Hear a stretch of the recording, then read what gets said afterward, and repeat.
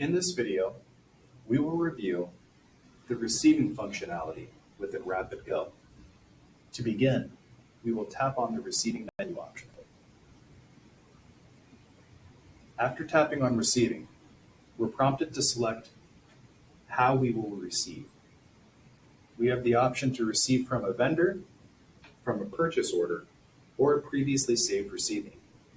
Keep in mind that in order to receive from a purchase order or a previously saved receiving, both of them need to be created in Counterpoint first. If you tap on either of these options when they're not created in Counterpoint, you will be presented with a blank list. In this exercise, we will choose Vendor. This will bring you to the Vendor Lookup screen. You could tap into the keyword field to go ahead and look up the vendor. Alternatively, if you see the vendor on that splash page, you could select them there.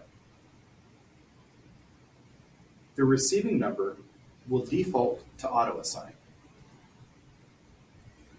Note, after selecting a vendor, the cursor appears in the item number lookup field. At this point, you can begin scanning in your items or manually entering them. Before doing so, consider the prompt for quantity slider. When enabled, after scanning in an item, you will be prompted to enter in the quantity. Let's take a look at what that looks like.